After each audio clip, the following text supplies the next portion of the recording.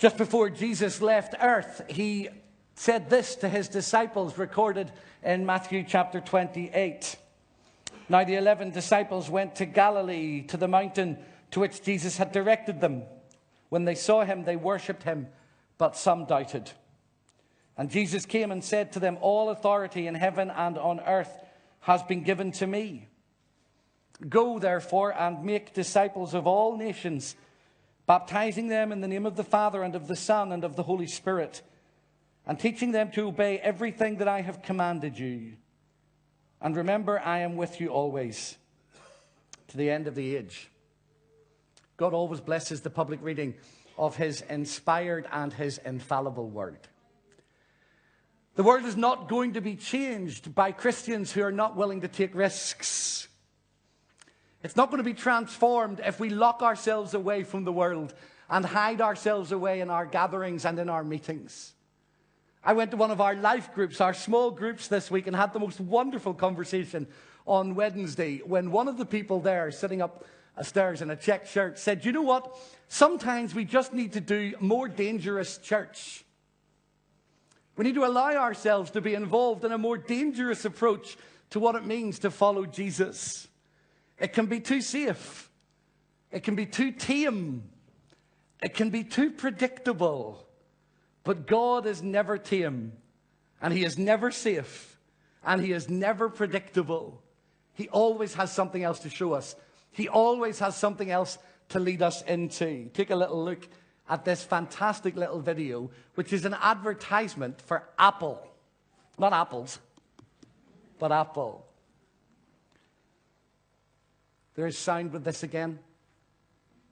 Thank you.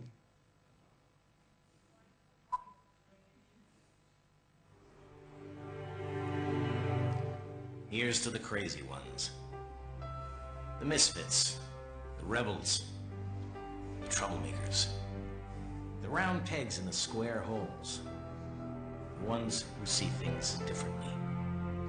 They're not fond of rules, and they have no respect for the status quo. You can quote them, disagree with them, glorify or vilify them, but the only thing you can't do is ignore them. Hi, Michael. Because bye-bye. they change things. They push the human race forward. And while some may see them as the crazy ones, we see genius. Because the people who are crazy enough to think they can change the world are the ones who do.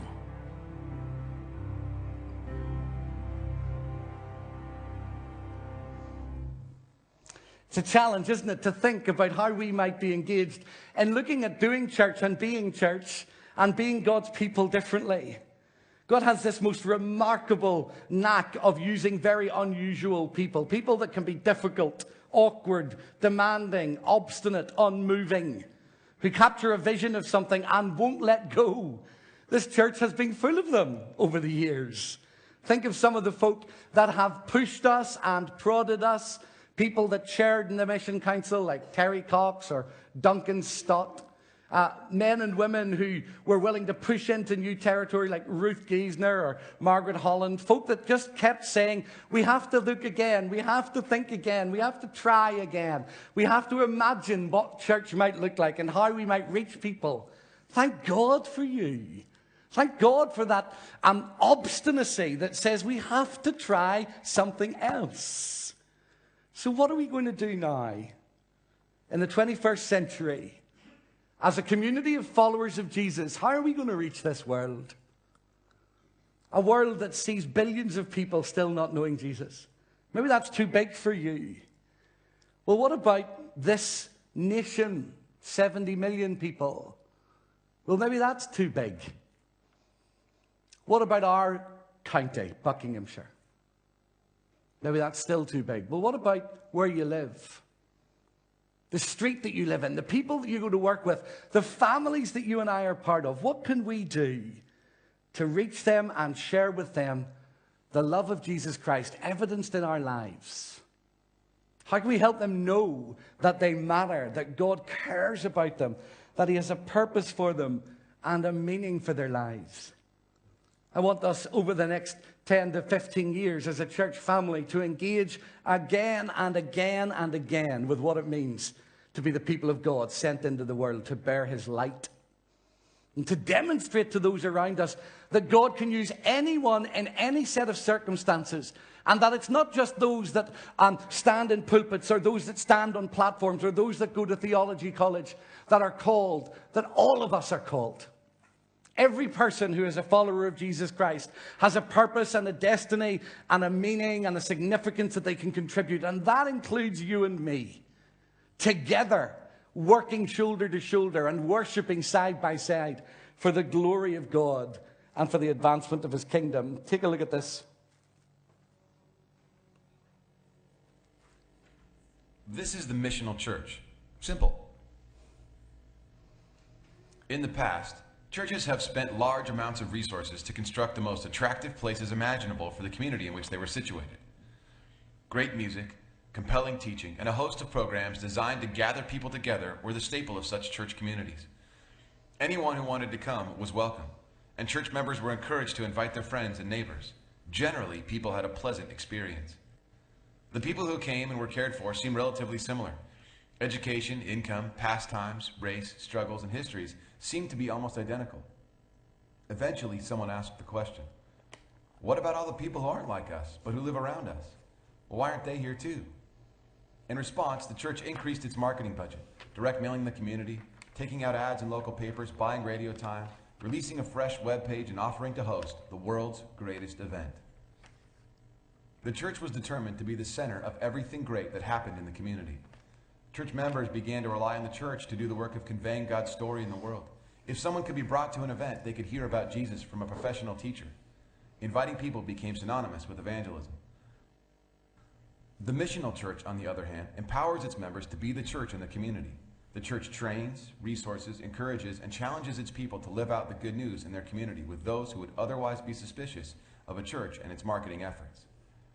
The church sends out its members to live among people unfamiliar with church customs, songs, and what it holds sacred, just like a foreign missionary.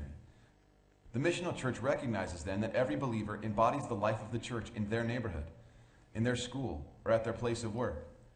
Each one of them telling God's story in the context of compassionate and genuine relationships.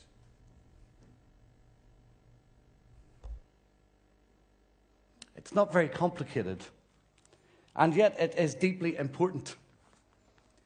We as a church family have been deeply committed to global mission for many years and deeply committed to local mission, deeply committed to engaging with our nation and engaging with people around us. But over the last year or so, the team that leads our mission partners around the world have been thinking and praying and asking God, what is it that sits at the heart of who we are and what we do? We as an eldership have been saying, what is it that sits at the heart of who we are and what we do? What does it mean to make disciples? And what does it mean to share the good news of Jesus with those around us? We have a simple 4-point idea that is embedding itself not only in what we do overseas, but is embedding itself in everything that we do locally. This paradigm that I want to take a minute or two to explain to you will sit at the heart of everything we do missionally.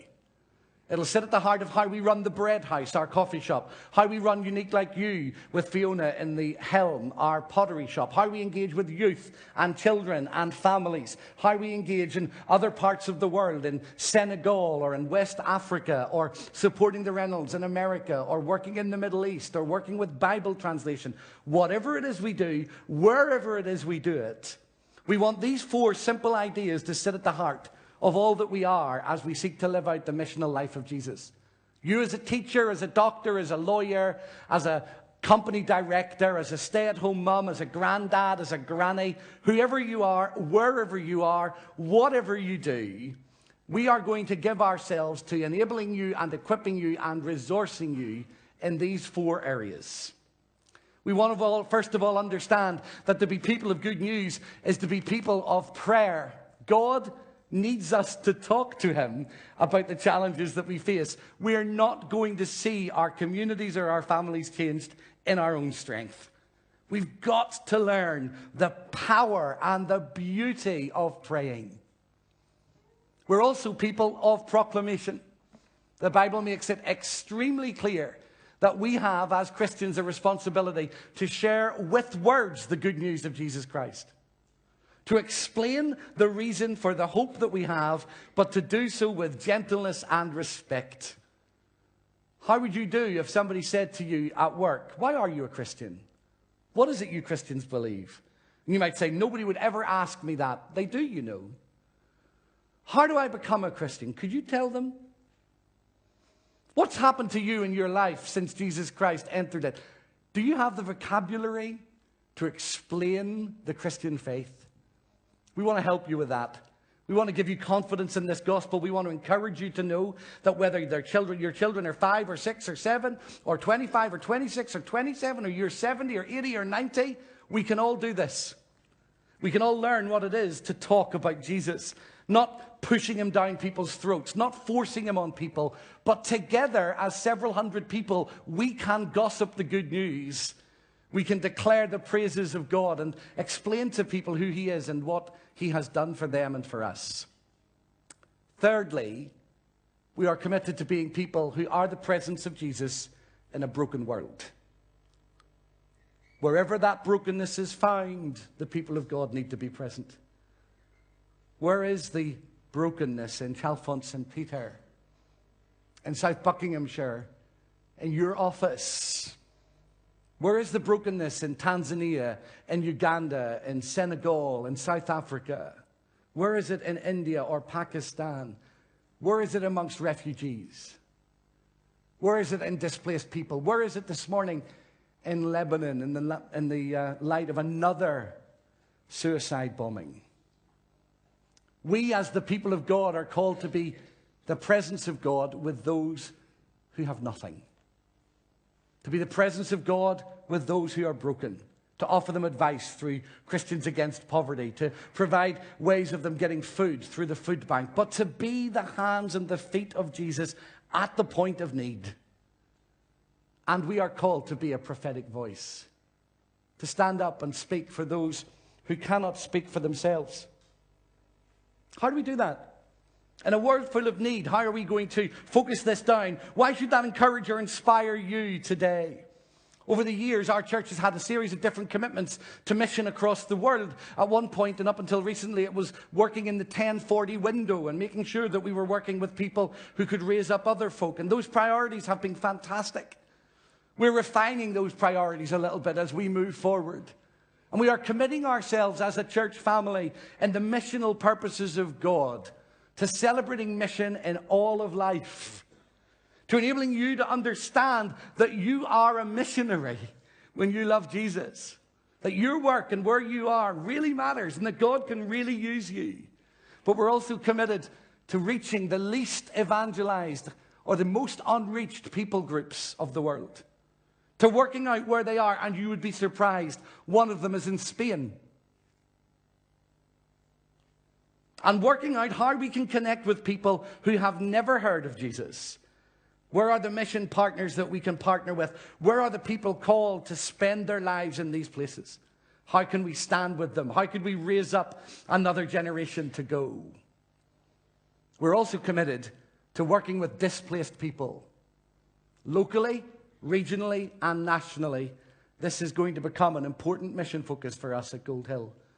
The United Nations says that displaced people are going to be the biggest geopolitical issue of the world for the next 50 to 70 years. We cannot do nothing. How do we engage with those folk who come to our doorstep or live within a stone's throw of here, who have nothing, who have been displaced? We can't turn our back on them. We've got to work out what it looks like, and we're trying to form a team that will do that with passion and verve and energy and leadership and anointing and commitment and zeal and experience. It's not going to be something that will be locked away in a corner. This is going to be a beating heart of what we do as a church family as we reach out to those who have come to our shores with nothing. How do we support people like Emily, who are Kate Beattie, who are deeply called to go and make a difference in these areas in other parts of the world and are trying to work out what it looks like? We want to get behind them. We want to celebrate them. We want to invest in them. We want to hear their stories. And how do we reach Muslims? How do we engage with the Islamic community more intentionally, more deliberately, more wisely? How do we serve the poor? Is there room in our church for people who are not of the same economic or social standing to us? We have to make room.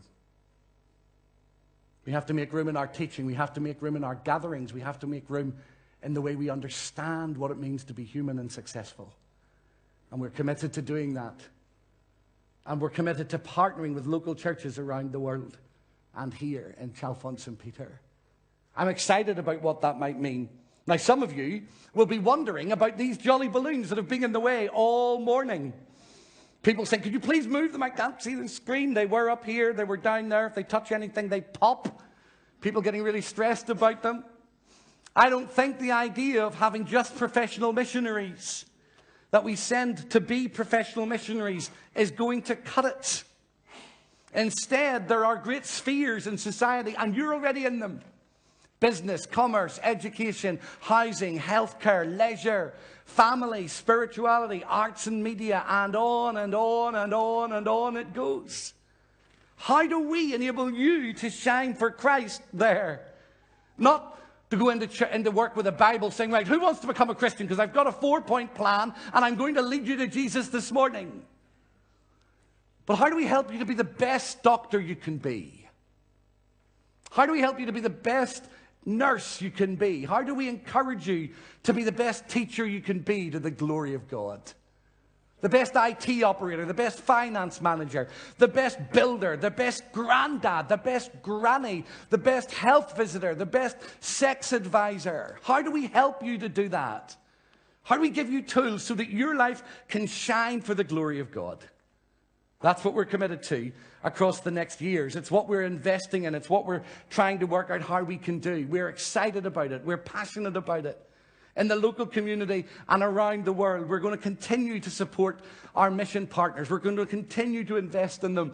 But we're believing for another generation, another range of people raised up and called by God in different ways to make a difference in the world. Because we are not and cannot stay the same. We can't keep doing the same thing and expect different results. This Mission Sunday, we're celebrating all that God can do in us and through us. We want, in the words of a song we're going to sing, and you'll all go, no, not that song. We want Jesus to shine.